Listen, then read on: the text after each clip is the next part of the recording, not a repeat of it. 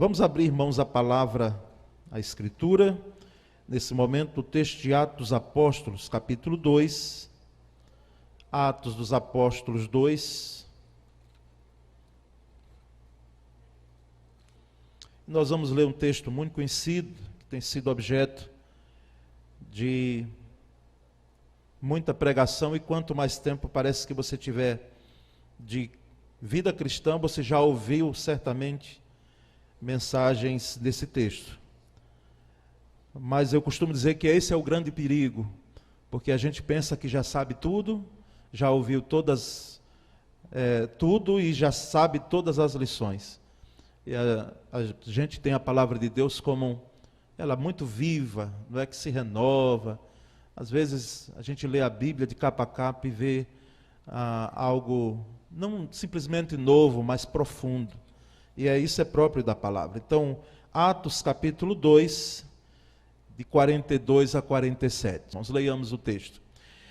Eles se dedicavam ao ensino dos apóstolos e à comunhão, ao partir do pão e às orações.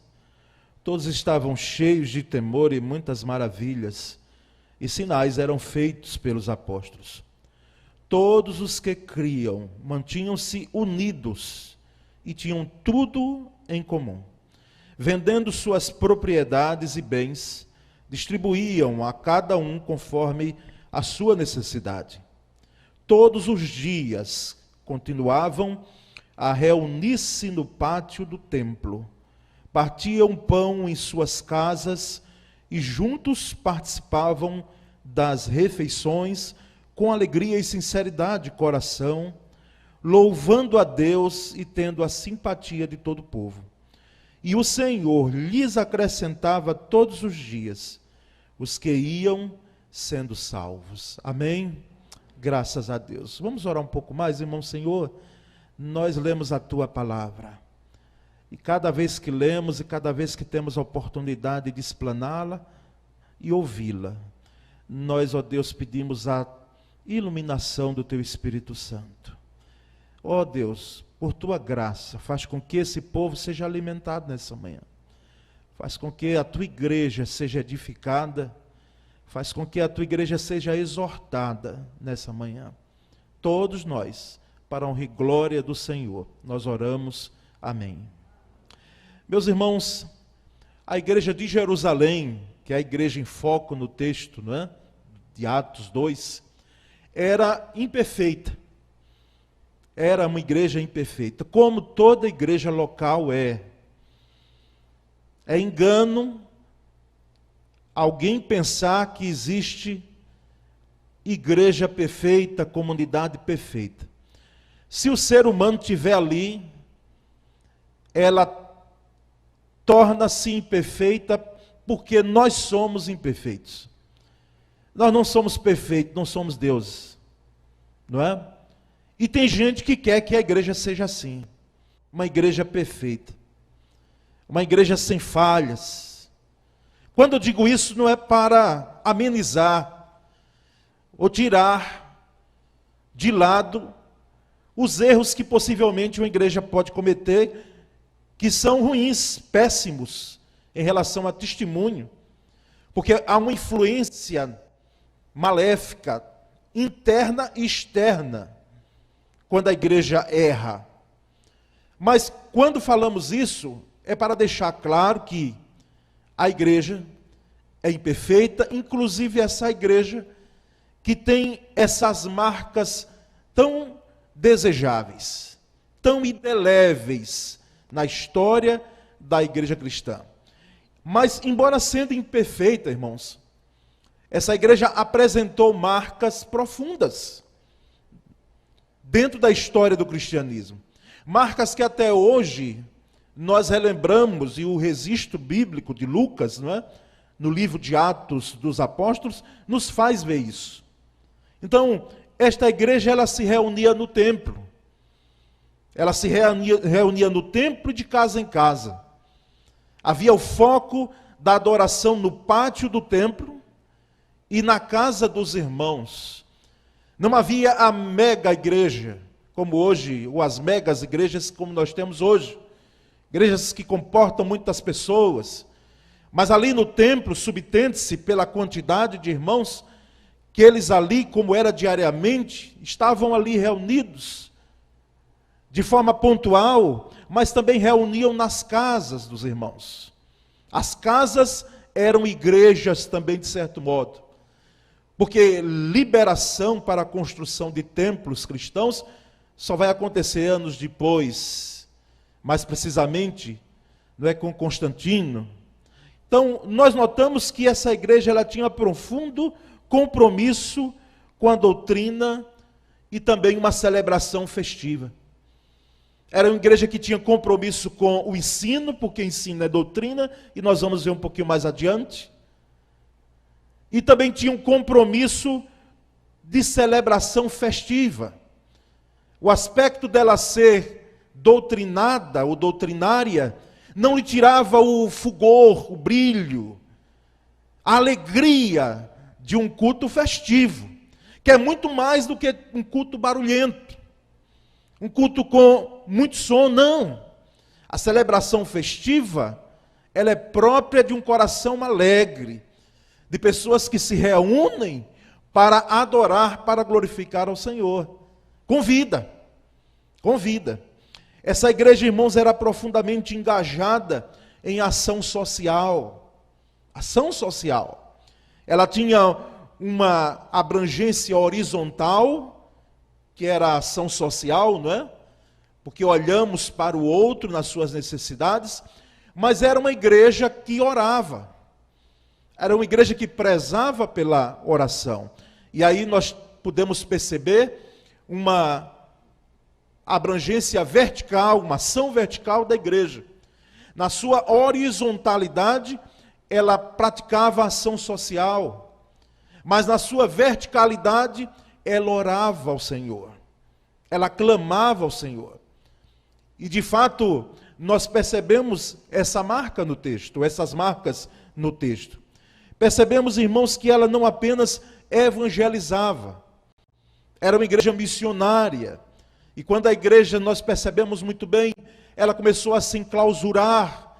O Senhor, por sua graça e misericórdia, sim, pôde permitir, às vezes, uma chamada perseguição para que o povo saísse. Porque é próprio da igreja ela sair das quatro paredes. É bom o templo e é necessário. Como já disse, já vi gente muitas vezes criticando a igreja por estar dentro do templo. A igreja de Jerusalém adorava no templo como nós estamos fazendo aqui. Mas era uma igreja que também saía para evangelizar. A ação era interna e externa. A ação era na horizontalidade da ação social e na verticalidade da oração. Ela tinha grande comunhão dentro dos muros, dos seus muros. Grande comunhão. Havia algo em comum na igreja, que não eram apenas as questões de ordem econômica, de ajuda ao outro, mas era um esforço, um empenho para ter comunhão, koinonia. Era compartilhar, dividir, partilha entre um e outro, daqueles dons e talentos que Deus concedeu a cada um e que nós partimos, como o irmão Alex nessa manhã adorou o Senhor e nós fomos edificados, como esse grupo de louvor, como as ações que nós temos na igreja, às vezes nos bastidores, e nós adoramos e servimos uns aos outros. Isso é uma verdadeira comunhão. Dentre as ações dessa igreja, irmão, de Jerusalém, apresentadas nesse texto que nós lemos, quais são? Essa é a pergunta. Quais são as marcas fundamentais que podemos destacar desta igreja? E assim beber, e assim trazermos para nós, enquanto igreja local, essas marcas fundamentais, essas marcas indeléveis de uma verdadeira igreja cristã. E essa pergunta nós podemos responder com alguns pontos do próprio texto. Nós vamos perceber que, primeiramente, irmãos, essa igreja ela tinha zelo doutrinário e teológico. Zelo doutrinário e teológico. Às vezes, quando se fala em doutrina, e é um termo que até algumas igrejas mais históricas deixaram de lado, mas embora é um termo abrangente em outras áreas, como a área jurídica e etc., o termo doutrina, mas doutrina é ensino, como nós falamos.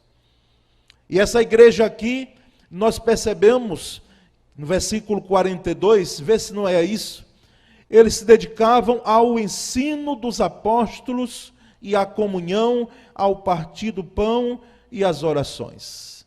Dedicavam-se ao ensino dos apóstolos. O ensino dos apóstolos não era outro senão o ensino de Cristo. Porque os apóstolos receberam de primeira mão as orientações durante um curso de 3 anos, de vivência, mas não foi algo assim vago, não. Foi algo profundo, uma vivência de 3 anos com Cristo. Muitas vezes comendo, bebendo, dormindo, estando perto. E ainda com cuidado, aqueles que eram casados, como Pedro, de dar assistência à sua família, à sua casa. Então, era uma igreja que tinha um zelo doutrinário. Era uma igreja que tinha profundo interesse. E ai da igreja cristã que não tenha interesse pelo ensino da palavra, pelo ensino da doutrina. Vai ter só oba-oba.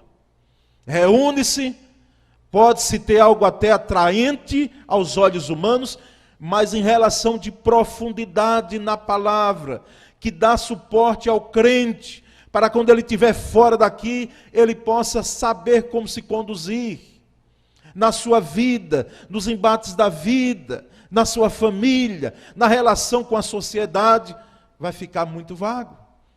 Se o crente não tiver esse ensino, essa doutrina marcado em seu coração, e para isso a necessidade de pessoas que tenham a habilidade, não apenas os pastores, de poder ensinar. De poder ensinar. Eu louvo a Deus porque essa igreja, durante a trajetória dos seus anos, ela tem entendido, ou procurado entender, o que é o estudo da palavra. É um ponto forte nosso, a EBD. E ai de nós se perdermos esse foco. Mas não apenas na escola bíblica dominical, mas em todo o tempo, irmãos. Então, era uma igreja que tinha firmeza doutrinária. Tinha. E percebemos no versículo 42 que ela perseverava na oração. Ela perseverava na oração. Era uma igreja que orava. Ter uma teologia boa sobre oração é bom. Crer corretamente sobre oração é bom. Mas não é apenas isso. É preciso que tenhamos uma boa teologia de oração, bons tratados sobre oração, estudemos sobre a oração, mas que de fato oremos. Que de fato a nossa vida seja uma vida de oração, que a igreja ore, aqui dentro, aqui fora, lá fora. Que nós possamos orar de fato. Muito mais nessa concepção de falar com Deus, mas de ter comunhão com Deus. De entrar no quarto e de ter momentos de oração de forma perseverante, contínua. A igreja de Jerusalém, irmãos, ela tinha uma vida de oração. Uma vida de oração. Então, é uma marca do zelo doutrinário e teológico. Quando falamos teológico, eu já vi, já li, você quem sabe já ouviu gente dizendo, não, teologia, coisa de homem. Ai, meu pai, é um desconhecimento, até respeitamos, entendemos, mas entendemos, respeitar não sei quanto, podemos. Quem fala disso é um total desconhecimento, porque eu quero a verdadeira teologia. Se não apenas o estudo, mas se debruçar sobre aquilo que o Senhor, em sua palavra, revelou a nós. Então, entendemos a importância da concepção de Deus, é o que a Bíblia se preocupa. E principalmente quem é mostrar Jesus para nós. Então, era uma igreja que tinha zelo doutrinário e teológico, irmãos. Ela dependia muito mais de Deus do que dos seus próprios recursos. Quando a igreja tem recursos é bom. Ela faz. Eu espero em Deus que nós avancemos. Tenhamos recursos, zelemos pelos recursos que são nos dados, mas, irmãos, não nos esqueçamos de que nós dependemos primeiramente de Deus para fazer a obra de Deus. Ninguém pense que pelo fato de termos recursos, e não falo apenas na questão financeira, mas pessoas que têm dons e talentos para servir, se nós não dependermos de Deus, nós vamos muito além. Não, precisamos depender dele. E era uma igreja que dependia do Senhor, era uma igreja que orava. Era uma igreja imperfeita, mas uma igreja que orava, que zelava pela doutrina, pela teologia. O versículo 43 diz que todos estavam cheios de quê? De temor. Todos estavam cheios de temor. Temor não é ter medo simplesmente. Aliás, no sentido da palavra temor, sentido bíblico, não é ter medo. Medo é algo do ser humano, quando é natural, admissível, dentro de algo que seja humano, não seja algo que vá além da naturalidade, da normalidade do ser humano. Ou você não tem medo? Nós temos. Mas ter temor a Deus não é ter medo de Deus. Embora nós percebemos lá no Antigo Testamento, quando Moisés subia àquele Monte Sinai, e ele tinha entrevistas com Deus, e Deus falava com ele, e ele perguntava as coisas a Deus, e recebia orientações, e quando descia, o texto da Escritura veterotestamentária diz que o rosto dele brilhava, e o povo ouvia trovões, fenômenos naturais, durante aquele período que ele estava lá no monte, e quando ele desceu, o povo disse: olha, fale você conosco, mas não fale o Senhor, porque nós estamos com medo. Estamos com medo, como teve gente que teve medo por causa dos trovões últimos que ocorreram aqui em Aracaju. Mas teve outros que acharam tão bonito, né? Eu mesmo acho muito bonito. Cada barulho daquilo, meu Deus, troveja o Deus da glória. Só lembro dos salmos. O relâmpago é perigoso, mas o trovão, irmãos, o soar do trovão manifesta a natureza que Deus criou, o poder dela, choques entre nuvens, enfim. Mas, irmãos, percebemos que havia temor. A igreja estava cheia de temor de Deus. E, irmãos, quem conhece a santidade de Deus não brinca com as coisas de Deus. Eu vou repetir. Quem conhece a santidade de Deus não brinca com as coisas de Deus. Havia temor, ou seja, um respeito profundo em lidar com o sagrado, em lidar com o divino. Quem se aventurou a brincar com as coisas de Deus, pensando que não teria as sequelas e as consequências disso, se deu muito mal, irmãos.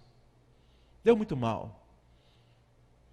Não foram apenas eles, mas nos faz lembrar imediatamente de quem? De Ófine e Finéias, filhos de Eli, sacerdotes no templo, homens que estavam na plataforma do templo. Hoje eles seriam pastores aqui, quem sabe até apóstolos, né, como o pessoal está querendo ser e não ser mais pastor. Mas brincaram e foram se deixando levar por seus corações, com ações terríveis, que às vezes nem eram praticadas pelo próprio judeu, mas eles brincaram com as coisas de Deus e tiveram consequência terrível. Então havia um temor de Deus na igreja. Senhor, dá-nos temor. Uma igreja que tem temor do Senhor, ela zela pelas coisas de Deus. Ela faz as coisas do Senhor de forma responsável e zelosa. Não de forma legalista, farisaica, mas de forma zelosa. Então essa é a primeira marca da igreja cristã, que Jerusalém lança para nós. Havia zelo doutrinário e teológico. Mas, irmãos, há uma segunda marca dessa igreja cristã, que é a valorização da comunhão. Valorização da comunhão. Era uma igreja que tinha uma profunda comunhão, ou procurava ter uma profunda comunhão entre os seus participantes. No versículo 46, que nós lemos, diz o texto que todos os dias continuavam a reunir-se no pátio do templo, partiam pão em suas casas. Aqui é sinônimo de comunhão.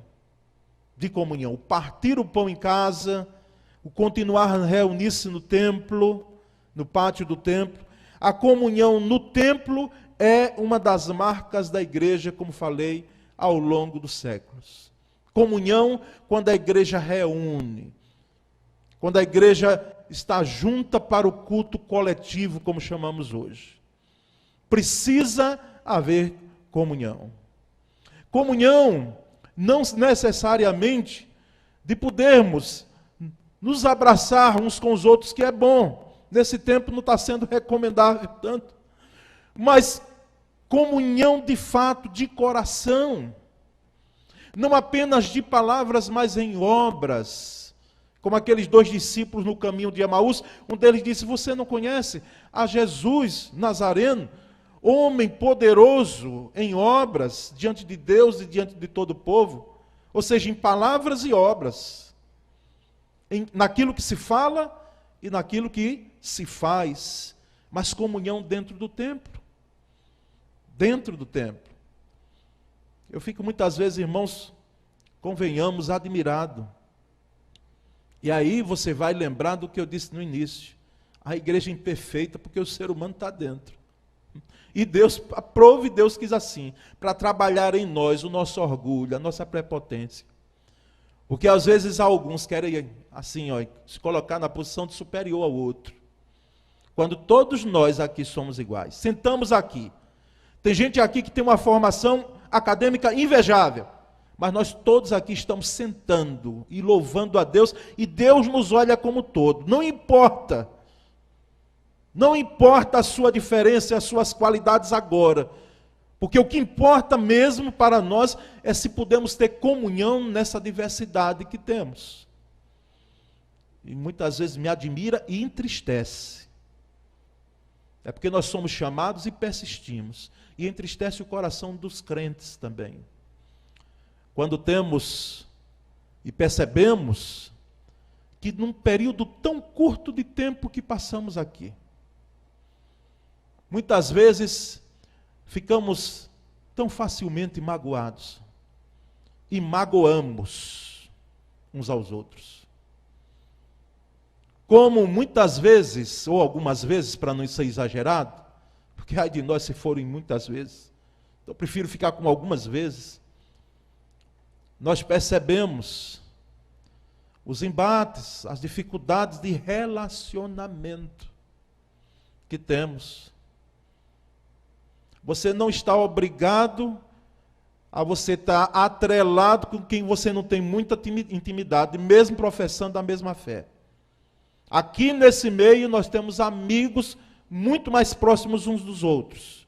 Mas é preciso que você, para não dizer que você está obrigado, você respeite o outro, zele pela comunhão. No que depender de você, se empenhe para que o outro seja edificado, para que de sua boca, isso aqui nós vamos martelar, mas eu não tenho receio algum de estar repetindo, de sua boca saiam palavras mais para edificação do que para criticar o outro, do que estar falando sobre a vida do outro. Nós precisamos, irmãos, viver isso direitinho, viver isso bem, de forma muito precisa. Então a igreja tinha comunhão do templo. Tinha. Não era perfeita, mas tinha comunhão do templo. Os crentes tinham prazer de estar juntos. Tinham prazer de estar juntos. Você tem prazer de estar aqui hoje, nessa manhã? Glória a Deus por isso.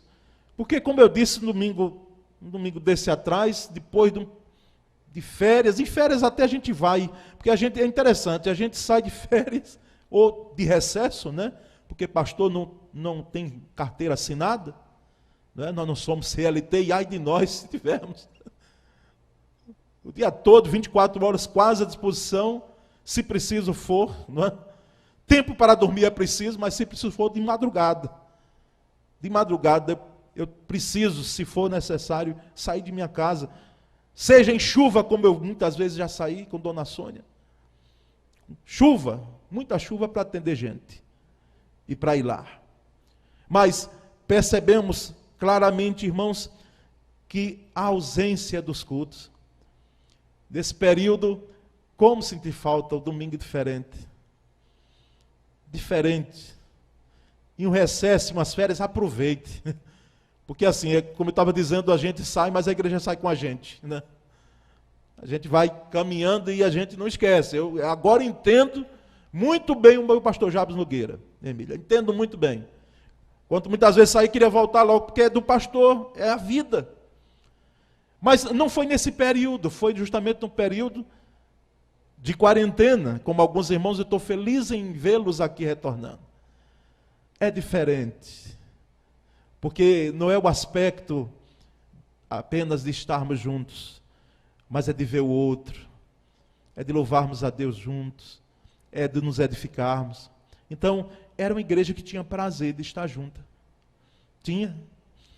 Eles se reuniam no templo e também nas casas. Ô Senhor, que esse momento passe, para que possamos voltar às casas com maior preponderância, com maior vezes, como fizemos nos cultos nos lares, com cuidados, é claro, mas que nós possamos nos reunir em casas.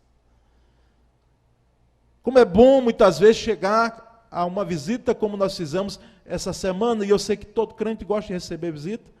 O que você vai entender é que seu pastor é um só, e embora tenha auxiliares, eu não tenho como estar visitando todo mundo, mas como é bom, até para mim muito mais, estar na casa do irmão, na casa da irmã. Eles se reuniam em casas, mas não eram com outro propósito, senão de glorificar a Deus, de partir o pão, de estarem juntos. Comunhão, irmãos. Comunhão. Era uma igreja que, como diz o versículo 44, todos os que criam mantinham-se unidos.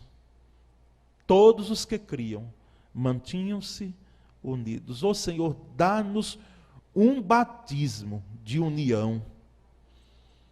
Que a primeira igreja batista de Aracaju, e assim a tua igreja, seja uma igreja unida. Seja uma igreja unida. Não é que não está unida, não, é porque podemos ser melhor. Podemos. Ou chegamos a um grau de que não temos mais o que fazer, o que crescer nessa área. Temos muito. Todos os que criam mantinham-se unidos. As contendas cessavam as contendas. Ah, mas as viúvas dos gentios e as viúvas, elas estão sendo preteridas, deixadas de lado, quanto às viúvas judias. Ou seja, está sendo feito 2 pesos, 2 medidas, está havendo uma diferença aí de tratamento. Isso cessou porque a própria igreja reuniu e resolveu. A liderança reuniu e disse, não, vamos colocar isso aqui em ordem. Não pode ocorrer isso. As contendas cessavam.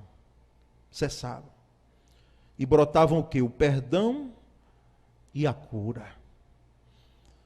Por isso que entendo quando a psicologia diz, olha, muitas vezes você não vai ser curado no mesmo lugar que foi feita a ferida. Entendo.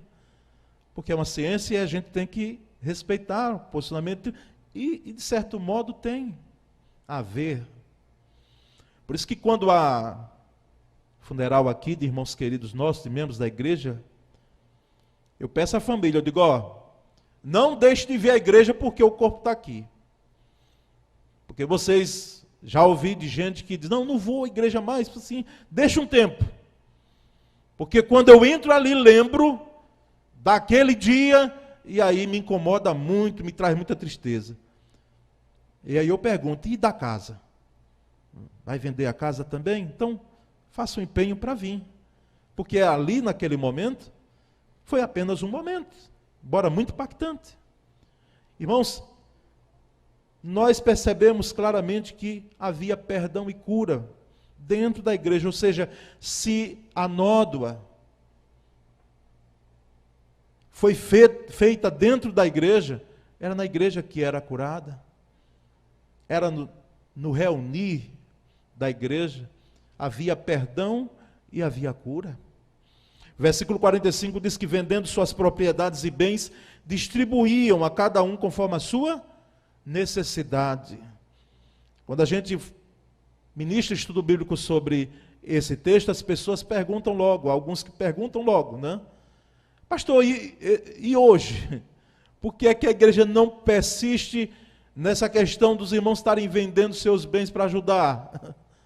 Irmãos, esse período, segundo os estudiosos do texto, foi um período curto na história da igreja. Mas o que fica aqui é o princípio, não é a ação. Embora alguns irmãos, de fato, doaram imóveis, e eu um dia desse estava conversando com alguém e disse, olha, só se for de Deus mesmo para recebermos uma doação de bem de alguém que não tem parentes, não tem, e doou porque dá muito trabalho. Tem escrituras, e quem é da área jurídica sabe disso, que demora anos, porque é todo um trâmite, né, para se regularizar para a pessoa jurídica, principalmente a pessoa jurídica a igreja. Porque algumas igrejas, alguns segmentos religiosos aí, têm incentivado os membros, os crentes, a doarem tudo. E quando de fato Deus quer tudo mesmo, mas Ele quer tudo da sua vida, se o seu coração for do Senhor, você vai entender que tudo é dele. Mas seria uma irresponsabilidade nossa, até por questões de hoje, jurídicas, em relação à herança. Nós estamos aqui, e o contexto da igreja, a necessidade da igreja. Note que o princípio fica, que é de ajudar o outro nas suas necessidades. Então não é algo sistemático. A igreja não deve fazer ação social de forma contínua para uma família ou para alguém, principalmente quando aquela pessoa ela tem condições de dar a volta por cima. Então entendemos que foi um momento da história da igreja. Mas o que nós notamos aqui, irmãos, é o desapego aos bens, ao que é o material, e o apego às pessoas. Desapego aos bens e apego às pessoas. As pessoas eram valorizadas mais do que os bens. Nós sabemos que para essa nossa sociedade, lamentavelmente, você é valorizado pelo que você tem. Pelo que você tem. Por isso a agonia de alguns de poderem ter, se puder ter, como eu já disse, irmãos, o melhor carro, tenha, meu querido. Tenha mesmo, a melhor casa, mas que nisso não seja o seu apego. Porque a sociedade lá fora é que valoriza isso. Mas nós precisamos valorizar a gente. Valorizar pessoas. Os crentes, irmãos, eram sensíveis para ajudar os necessitados. E havia um desapego dos bens e apego às pessoas. Sensibilidade, solidariedade. Como essa igreja o ano passado, de forma muito mais efetiva, nós podemos fazer, e vamos ter esse ano, já vimos pelo planejamento de ação social e a MISEB, as campanhas solidárias. Porque assim, é um paliativo, mas o bendito paliativo é uma cesta básica, irmãos, para alguém que necessita. E a igreja não deve cessar nunca de fazer isso. Nós estamos com 2 irmãs, e vamos chegar à MISEB, para que venha de MISEB, né? Diaconisa Raquel, que tiveram bebês essa semana agora. Uma delas, a irmã Rafa, lá de Manaim. Meninão, né? Que veio. Um bebê, né? Menina. 2 homens e agora veio a menina. e nós vamos ajudar no enxoval. Não é? Vamos ajudar. São 2 gestantes que vão precisar do nossa ajuda, do nosso braço, abençoá-las. Fazem parte lá do projeto de Manaim. Então, irmãos, era uma igreja que tinha sensibilidade na comunhão e na ajuda, na solidariedade. É uma segunda marca. Uma igreja que valorizava a comunhão. Tinha zelo pela doutrina e teologia, e era uma igreja que valorizava a comunhão. Terceira e última marca. Essa igreja, irmãos, produziu um impacto positivo na sociedade. Um impacto positivo. Porque eu coloquei de primeira mão, coloquei impacto na sociedade. Eu disse, mas está pouco, Senhor. O que é que tem mais que colocar aqui? Lamentavelmente existem os impactos negativos da igreja. Quando há um escândalo.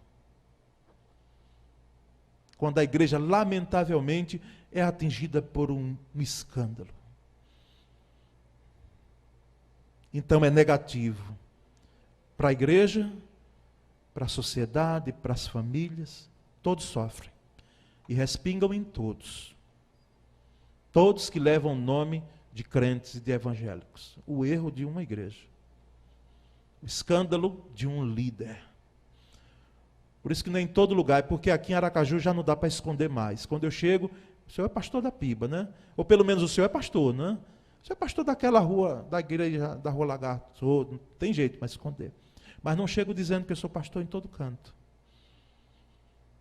Porque hoje, a leitura que a sociedade faz é daqueles pastores que estão lá no seu televisor, na internet, bombando de gente assistindo. E a sociedade faz a leitura de que é aquilo ali. Ser pastor, ser evangélico. Por isso que alguém já disse aqui acertadamente, olha, as igrejas históricas precisam mostrar o rosto. Precisam mostrar o rosto, precisam mostrar o que faz. Não é? Porque nesse mundo aí, de internet, tem gente mostrando o rosto e fazendo de forma errada. E é a leitura que a sociedade tem. Muitas vezes de ser crente, de ser pastor. Então, produzir um impacto positivo na sociedade. Versículo 47 diz que louvando a Deus e tendo a simpatia de todo o povo. Louvando a Deus, cultuando, servindo ao Senhor, mas tendo a simpatia de todo o povo. Ou seja, as pessoas olhavam e elas mesmas se alegravam, não participavam, mas diziam, que coisa maravilhosa, eles são esses crentes. Que coisa maravilhosa, é como eu já ouvi, louvado seja Deus, ô presente bom para pastor. Quando a gente ouve, ô pastor, o senhor conhece fulano de tal? Olha que pessoa íntegra. Aquela ali, eu digo, ô louvado seja Deus, que bênção. Porque nós não estamos fazendo nada além do nosso dever, irmãos. Mas como é bom, num mundo onde parece que a gente tem que remar contra a maré e pedir licença, como eu já disse aqui, para ser honesto, ser íntegro, pedir licença, só me desculpem, porque eu vou ter que ser honesto. Eu não vou fazer isso. Me desculpem, por favor, mas eu vou ter uma vida íntegra, eu vou procurar pelo menos ter uma vida íntegra. Era uma igreja que tinha um impacto positivo na sociedade. Pelo seu estilo de vida, a igreja contava com a simpatia do povo, o estilo de vida dela. Não era nada assim farisaico, porque é terrível quando as coisas são feitas assim, de forma teatral. Eu espero ser esse pastor aqui. Tem gente que quer que eu seja diferente, né? Às vezes, e parece que pararam, louvado seja Deus, porque você parou, meu irmão. Meu irmão, um ou outro, né? Pastor, seja mais assim, pastor, faz... Não, é isso aqui, irmãos. O que daqui só para melhorar, para piorar não. Porque as coisas feitas de forma teatral são percebidas claramente. Então tem que ser algo natural, que faça parte do nosso estilo de vida. O estilo de vida da igreja impactava a sociedade, irmãos. E aí vem a pergunta que não quer calar e que a gente deve tremer. Do alto da cabeça até os pés, principalmente da partida aqui do púlpito. Nossa igreja tem feito diferença. Nossa igreja aqui. Tem feito a diferença em nossa cidade? Tem feito diferença na comunidade que ela está inserida? Tem feito diferença em nosso estado? Tem feito diferença no país? As pessoas que têm saído daqui para outros países, têm feito a diferença onde estão? O que é fazer essa diferença? É esse impacto que é produzido por um estilo de vida cristã. Aquele que é seguidor de Jesus e que faz diferença onde ele está. Então, irmãos, era uma marca de impacto na sociedade. E aí nós percebemos então, no versículo 47 também, que o Senhor lhes acrescentava todos os dias os que iam sendo salvos. O Senhor acrescentava. Nós temos dois extremos. Um é o que Hernandes Dias Lopes, pastor presbiteriano, e uma bênção para ouvi-lo. Não é? Ele disse, há a numerolatria, que é a adoração aos números. Ninguém quer igreja pequena, só quer igreja enorme, igreja grande. Então é uma sede de poder ter números, apresentar números. É uma igreja que tem não sei quantos mil pessoas, tal. Que se tenha, mas que sejam pessoas que entrem e que sejam igreja. Que tenham uma vida no altar, que procurem ter uma vida santa com Deus. E não apenas uma questão de número. Então é a numerolatria, a adoração dos números. É a maior igreja. Então é um extremo. O outro extremo é a numerofobia, que diz o pastor Hernandes. Que é o medo de crescer. Medo de expandir de forma sadia. Os nossos filhos, alguém já disse, e aqui eu reitero de forma rápida, a gente não fica dizendo cresça, cresça, eles vão crescendo, daqui a pouco estão maior do que a gente, não é? E eles crescem naturalmente sem a gente estar mandando, sem a gente estar ordenando lá. Porque é o que é próprio. Quando não se cresce, tem algo errado, tem alguma doença, tem alguma enfermidade, tem algum problema. Que é próprio da igreja crescer. Crescer de forma sadia. Sadia. Então não tenhamos medo de expandir, de crescer. Mas também não vamos aqui idolatrar os números. Mas já, irmãos, chegando aos contornos finais, pela ação soberana de Deus, essa igreja experimentava um crescimento numérico, diário. Você nem pode dizer, já não faça isso, porque Lucas ele foi meticuloso. Primeiro era crente, né? E segundo era um médico e meticuloso. Então ele não usa aqui uma hipérbole ou outra figura de linguagem, não. Era um crescimento diário, porque Marcos já tinha dito para ele. Disse, olha Lucas, que Marcos foi o primeiro evangelho, disse, olha, a igreja no início era um crescimento. E o próprio Lucas participou. Pegou da bênção aí. O Senhor é quem acrescentava.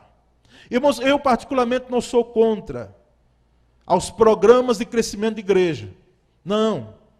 Desde que nós não venhamos a entender que é programa de crescimento, seja ele qual for, que faz com que as pessoas procurem o Evangelho, procurem o local de culto. Não. Ou sejam alcançadas pelo Evangelho. Isso é obra do Senhor, irmãos. O que cabe à igreja? Expandir, propagar o Evangelho, anunciar. E o Senhor é quem vai acrescentando diariamente as pessoas que precisavam ser salvas. Inclusive o termo é esse. Os salvos, né? Não os membros de igreja apenas. Ser membro de igreja é bom, e nós vamos trazer uma palavra um domingo sobre isso, pela manhã. A importância de ser membro da igreja. Porque tem gente que parece que está perdendo isso. Lá fora, né? Estão saindo de igrejas e não vou ser membro, não. Ou seja, eu vou fazer uma escolha de cultos aí, no domingo vou para uma igreja, no domingo vou para outra e não quero mais esse negócio de membresia, não. É importante ser membro da igreja. seja membro da igreja. Mas, além de ser membro, seja salvo, meu irmão. Seja salvo, alcançado pela graça de Cristo. E, irmãos, nós percebemos então que essas 3 marcas de uma igreja cristã, por isso que eu não botei as marcas. Eu antes colocava as marcas disso, como se fossem todas, não, apenas 3. Porque tem mais. As marcas não, mas marcas de uma igreja cristã. Zelo doutrinário e teológico. O Senhor dá-nos zelo doutrinário e teológico. Valorização da comunhão. Batiza-nos com uma comunhão sincera, despretensiosa. Impacto positivo na sociedade. Que venhamos a fazer diferença, Senhor, como igreja. Amém, meus irmãos? Louvado seja Deus. Que a igreja seja edificada com essa pregação. Oremos, Pai bendito, muito gratos somos pela oportunidade de ouvir a explanação da Tua palavra. Ela nos alimenta, ela nos exorta, como falamos. Portanto, dá-nos a graça de que essas marcas, elas sejam vividas, vivenciadas por nós. Que não fique aqui no púlpito essa pregação, nem nos ouvidos dos nossos irmãos da igreja. Mas que ela desça até nós e ela se produza em ação de fato. Numa concepção maravilhosa de que o Senhor nos deu a graça de sermos igreja para servir. Servir ao Senhor, servir aos outros, servir ao mundo. Nós, pois, oramos e agradecemos em o nome de Jesus Cristo. Amém.